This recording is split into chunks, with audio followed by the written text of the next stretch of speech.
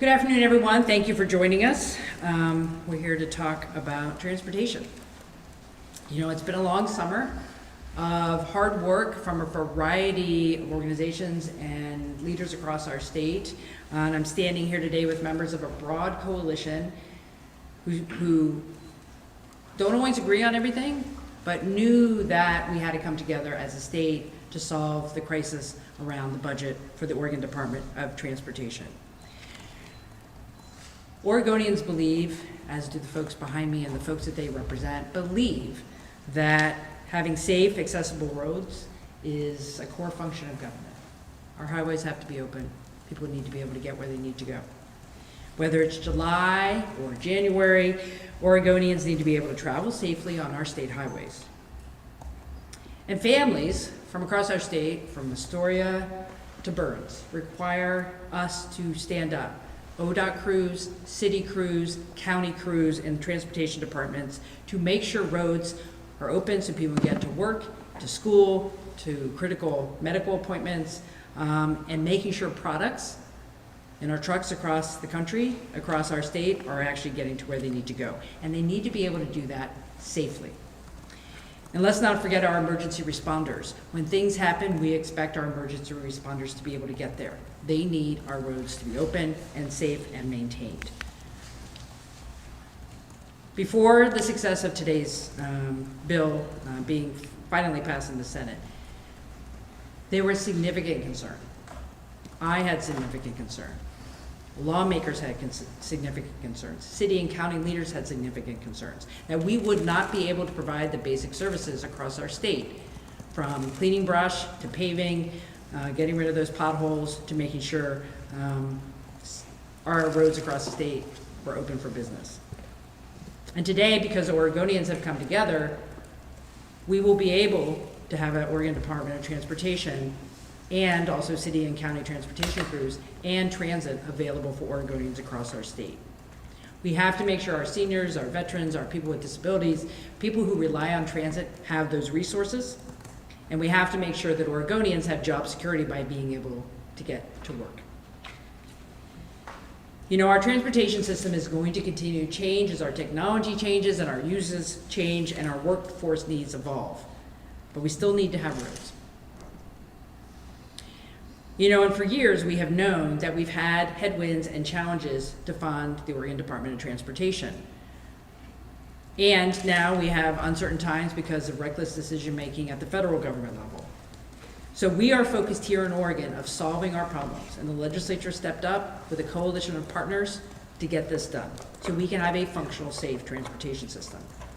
I want to thank our lawmakers who are in their communities regularly listening to people about what they need. And they have been incredible partners to make sure we have the resources to pay for safe, clean roads. So I want to thank them for getting it over the finish line. I also want to thank the League of Oregon Cities, the Association of Oregon Counties, our city and county leaders across the state who have been in partnership with the state for decades to make sure transportation needs at all levels are being met. And I want to thank them for their support. You know, the solution to our budget hole was not simple. We couldn't just solve this problem by disinvesting in things and the other parts of our transportation system that are also important. But today we are celebrating the passage of a bill that took a problem at our doorstep and solved it. We also have long-term transportation needs. Let's not pretend that we've solved every issue with the bill that was finally passed today. We have to continue the conversation about our transportation system and the other things that we need to do here as a state. We have outdated roads and bridges we have to continue to modernize, and we need to continue to work with Oregonians to figure out how to get that done. And to do that, Oregonians have to have deeper confidence in the Oregon Department of Transportation. My commitment as governor is to make sure to take full advantage of the tools that have been included in the bill about oversight and accountability for the agency to make sure people understand that the resources that they will be contributing will get the job done. So with that, I want to again thank everyone who has testified and advocated and spoken up about what they want to see in their communities.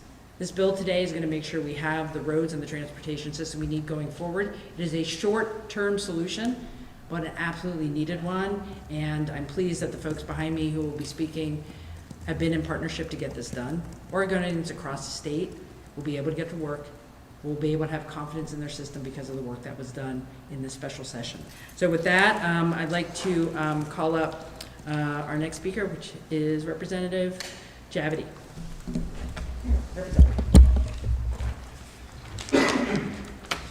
Thank you, Governor. It's good to be with you. I'd like to also just echo what the Governor said.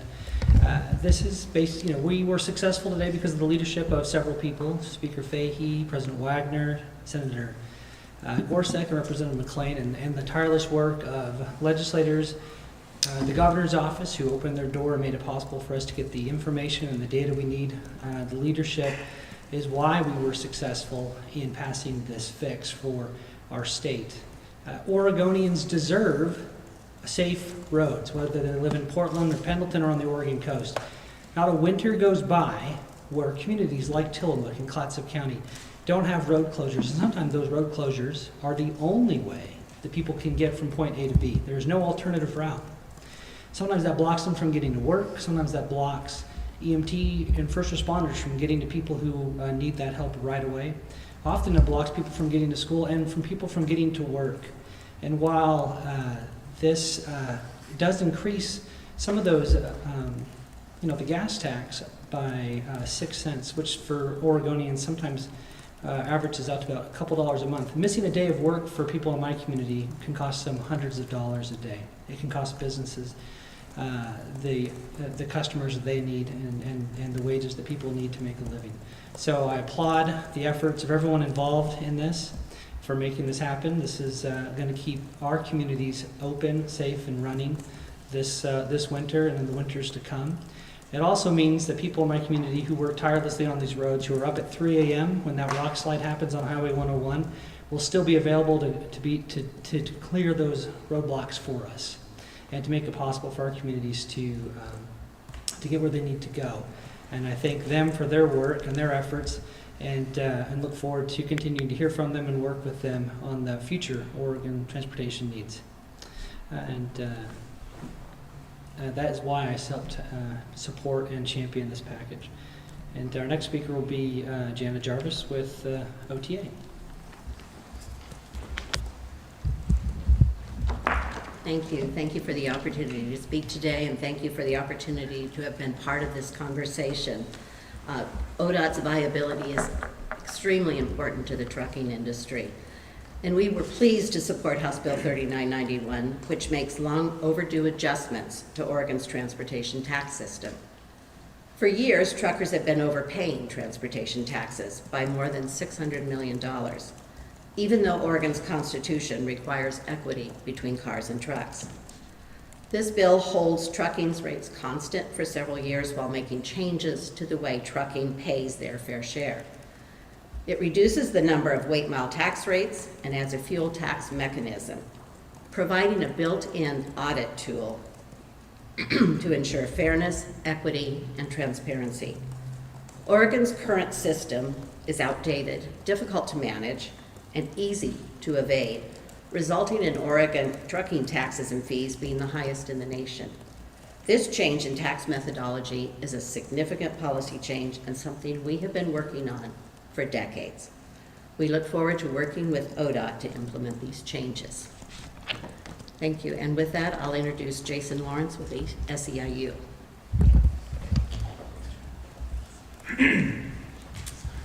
Hello, hi. I'm Jason Lawrence, Vice President of ODOT Sublocal 730, and very relieved to be here. The Governor spoke of significant concerns that have been going around for a while now, and I can say that about 500 people or so at ODOT who had some pretty significant concerns these last few months. So shout out to all of our members who have stepped up with public testimony. Thank you to all of the legislators who have visited our shops and met workers at their sites. It was really it sounds kind of corny, but really a group effort. A lot of people coming together and coming to an understanding about how important, how vital our work really is in all four corners of the state. So yeah, very, very happy to be here. And as I've said a number of times, there's a lot of work ahead still. We need that long-term sustainable funding that the governor and so many legislative leaders have mentioned. But through it all, I can promise you ODOT workers, 730 members are going to still show up and do their job because they are skilled, dedicated public servants, and no matter what's going on here at the Capitol, we're going to be out there on the roads for you. So thank you so much.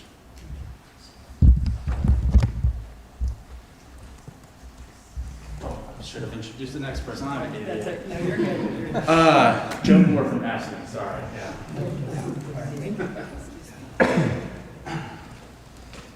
Hello, everybody. I am just here to say thank you to everybody who pushed this package through and preserved the 50-30-20 split. So much of the focus was on ODOT and where the funding was going, and the city and county road workers were kind of getting lost in the process. And it is a cohesive network of dedicated employees who really do tend to the safety of Oregonians and keeping their roads safe, not only for locals, first responders, transit, the local economy. So we at the county level are very gracious that this funding package has been pushed through and that the preservation of the 50-30-20 split went through with it. So thank you. Next up is just Q&A with the media. So I'll make my way to that. Thank you, everyone. Hi, everybody. I see you're ready to go. A couple ground rules. I'll be calling on Anka for virtual switching off.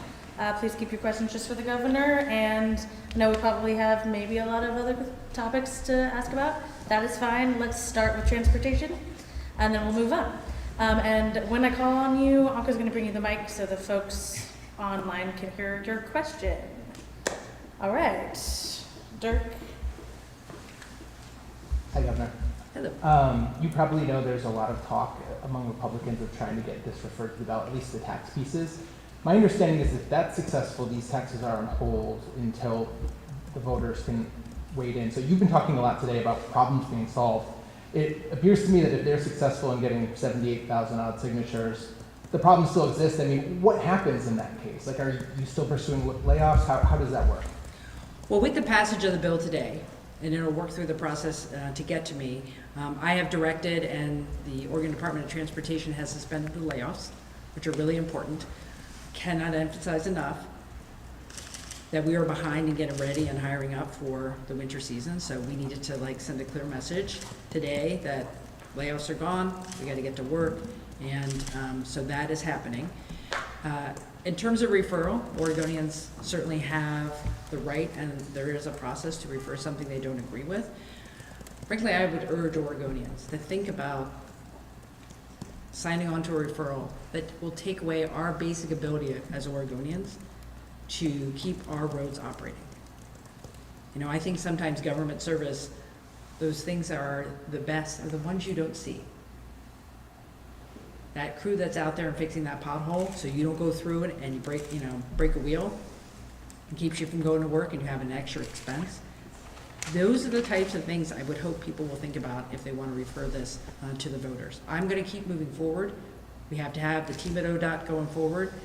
Cities and counties need the guarantee that this money's coming. We're going to move forward with the assumption we have this, and we have to move forward for the state, and we'll see what happens. I don't have any information of whether a referral will happen, how it would be funded, or whether it happens at all. But you're acknowledging if it did move forward, even before the vote, if it qualifies, those outcomes you're talking about, those negative outcomes would probably transpire, right? I mean, the new revenue would be frozen. I am just taking one day at a time. We got the bill done today, so I don't have an answer for that.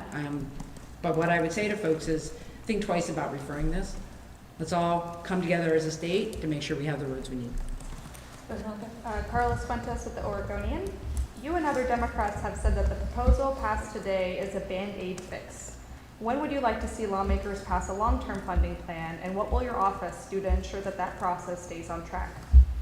Well, our first goal was making sure that we had basic operations and maintenance maintained, and that's been achieved. And our transportation system needs more than that, and that was a lot of the discussion over the last year and a half that you saw in the legislative session. I know that our lawmakers are interested in continuing that conversation, and I think we as Oregonians should think about transportation being done in segments instead of trying to do a big bill all at once. I think we have to move beyond that, so I would anticipate The next conversation will be a continuing conversation about how do we fund some of the projects we have. And that will be up to lawmakers to start that conversation. And I will certainly support what they need to do, because also having some of these large projects that have been in the pipeline getting towards completion is also important for Oregonians. I have an unrelated question. Can we just Maybe stick to transportation transportation? first? Thanks. This one is lost. Hi, so obviously the outcome that you were hoping for has come through, that the packages has passed, but I'm curious how you feel about the way that the session was carried out and if you're satisfied with that. I am satisfied that we have the conclusion of the session and we have the bill we need. At the end of the day, do we get what we need done and the legislature delivered? I also want to point out for folks that sometimes special sessions are not as direct as everybody thinks they are. And in this situation, I would argue we had one member of the Senate who was dealing with life and dealing with health issues. And when he was well enough, he was here. I would also argue, back near Labor Day, any Senate Republican could have voted for this package and we would have had it done earlier. It's a shame that we don't continue to have more bipartisan support for transportation. Yeah, I have a question. Nigel Jaquist with Willamette Week. Can you explain why the transit tax Can you explain why the transit tax increase sunsets in 2028? Well, I think anytime you're trying to put a piece of legislation together, there's always compromise and negotiation. And one of the changes that was in the final bill was to sunset that increase in the payroll tax after 2 years. That provides an opportunity for continued conversations with Oregonians across the state of how they value their transit systems and how they want those to be sourced going forward. So that conversation is gonna start right away, because that is an important piece that now has a clock on it with that sunset in the bill. Yeah, your hand up. Was it transportation day? Yeah. Yeah, go for it. Governor, two questions. The first is, just as far as the process, when do you get the bill and sign it so officially will become law? And the second thing, the same question I've asked a lot, can you detail a little bit more about what you specifically have done to urge this across the finish line? Thank you for the question. Honestly, I don't know when I'll have it on my desk. It'll follow the process. It just got finished today. There's paperwork, so it's coming my way. But because it got done, I felt comfortable directing the agency to suspend the layoffs, which was goal number one. And second question was? Could you talk more about what you specifically did to lobby the legislators, or what needed to be done to get this across the finish line? Well, when the session ended, I was very clear with folks, we need to come together and solve this. And so we put ideas on the table, talked to a lot of organizations and constituencies and folks who care about the roads, from our city and county leaders to our transit districts to the trucking association, AAA, folks across the state, talked to Republicans about the types of things they'd want to see. I'm not saying they supported it, but I did have conversations, and frankly, we worked all summer long to get to a bill to get us somewhere by Labor Day to resolve this. Took a little longer because of the situation with one senator, but we are done, and I want to thank in particularly Kelly Brooks in my office for all the work she did with lawmakers and with working with the agency to figure out how we could get this type of proposal put together and across the finish line. Yeah, virtual. Ivy? Hi, Governor. You said that Oregonians need to come together on this bill. Well, I'm thinking about also the Republicans who have said that they didn't have a voice with this bill. Would you say, is that an accurate characterization? And is there anything you think you could have done to provide more bipartisan support? There are a lot of people standing behind me who represent folks across the state who are registered Democrats, Republicans, and Independents. This is a bill for Oregonians. Whether the elected representatives who identify with the Republican Party in the legislature agree with it, well, we see what the vote looked like. And I want to thank Representative Javity for taking his vote in the House. we had lots of conversations. At some point, you have to have a proposal that is viable. Unfortunately, I don't think we saw something that was reasonably viable from Republicans, and as a result, they were not willing to support. Go ahead, Lisa. It's not transportation. Good. It's okay. Transportation, going once, going Okay, we can move on. Governor, today the AG filed the motion to request the temporary restraining order. When do you expect to hear back on that, and what else are you doing? Well, my understanding, there's a hearing at 4 o'clock to talk about timing of when the court will take it up, so I don't have an answer on on where the AG is, but we can get more information from the Attorney General. Next steps are doing everything we can to delay, pause, redirect, have a different outcome. I'm dissatisfied that there has been no real conversation with the Trump administration. Their desire to call up Oregon National Guard members based on faulty information is highly problematic. And I just want to remind folks that this is tough for the members of the Oregon National Guard. They are our neighbors and friends. They are citizen soldiers who have day jobs. We don't have a clear mission. We don't have a clear timeline. That is very disruptive for the Oregon National Guard members and their families who are tied up in this. Do the members have an option to say no? I believe those who take an oath and those who are committed to the Oregon National Guard will follow the chain of command because that is what they are required to do. Yeah, go ahead. Even if I disagree with that chain of command. Governor, Fedor Zarhan with the Oregonian, you said that now the next step is to delay, pause, and redirect. Can you please elaborate on the specific levers of power or influence that you have and how you will be using them to accomplish these stated goals? Well, certainly the Attorney General is addressing legal measures to suspend and have a court decide if this is a lawful action by the Trump administration. So I'm supporting fully the tack that he is taking there. I'm continuing to do what we can to communicate with the Trump administration. It's like, you know, here's what happened. Here's what's happening. There were arrests last night. Portland police had significant units out at the ICE facility last night. They are managing the situation in Portland. We are both maintaining the ability for people to exercise their free speech rights, but also protecting the folks on the ground there. And so, as I have told the president, this situation is not an insurrection, does not require military intervention. This is a local law enforcement issue, and it is being handled. Time for one more question. Anybody hasn't had one? Anastasia, you got like 30. Anastasia. So many of the committee meetings this week have been focused on kind of the impacts of HR 1s. Do you anticipate calling a special session to address those? And if so, when might that happen? So with regards to HR 1 and the significant anticipated impacts both on the Oregon Health Plan, our Medicaid program, and SNAP, the Supplemental Nutrition Assistance Program, a lot of conversations are happening in the Capitol this week to educate lawmakers and the public about what those mean.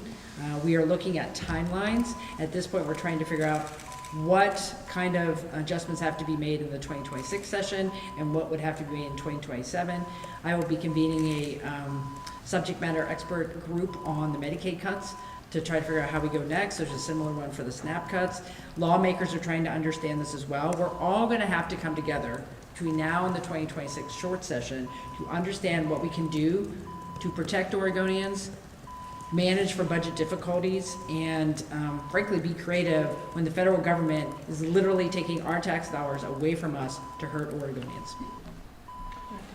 Governor, have you had any conversations, or do you know of conversations with this new task force commander who's, I guess, in charge of his Oregon operation about what the plans actually are? And what do you know about how these 200 troops are going to be selected? Like, I'm just not sure how you pick from the whole pool and decide who the 200 are.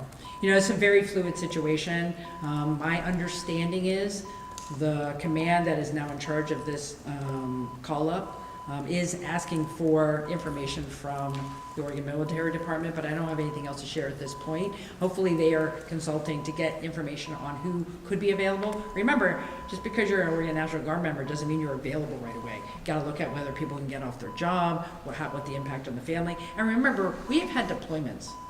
in the last 12 months. We just had a couple hundred folks come back from Kosovo. It's not like our folks are just sitting around. They need to get back to work into their home lives. And so I hope we are going to get that kind of cooperation for that selection of the members that they're looking to call up. But I don't have any specific detail. Yeah, and no conversations on your end with this commander about plans? Not for me, no. All right, you're gonna do one more. Just Go for it. thank you. So I think given the fluidity of national news in Oregon and There's a lot elsewhere- going on. There's a lot going on. I think there might be some uncertainty among Oregonians about exactly how things might play out, right? So things move quickly, but how are things going to play out? What kind of certainty, if any, can you offer Oregonians about how this little piece of the news that is going to progress?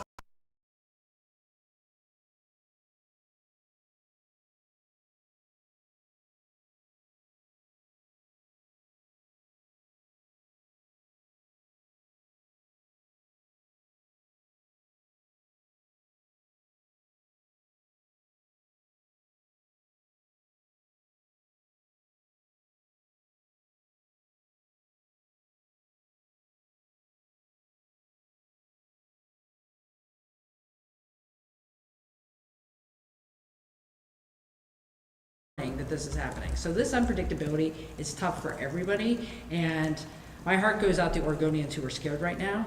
Here's what I would say. We're gonna do everything we can to change this outcome, to try to get some reasonableness out of the Trump administration, so we don't have to see this in our communities. We do not need military intervention in the city of Portland or any city in our state. But I also have a lot of confidence in Oregonians. I urge you to stay calm. I urge you to continue to express whatever your concerns are or values peacefully, lawfully. Talk to your lawmakers in Congress. Come out to a demonstration or a rally like I was at yesterday. That's okay. That's who we are as Oregonians. I would ask that people not cross the line and have unlawful activity because you will be held accountable. So from my standpoint, let's stay calm, let's support each other. Let's say to each other, we as Oregonians support each other, even though we have a lot of chaos and unpredictability that we don't deserve. And as your governor, I'm gonna stand with you, we're gonna figure this out together, and as much information as I can share on a regular basis, on a daily basis, I will. So thank you. All right, we gotta wrap it up. Thanks, everybody. Thank you, thanks for being here.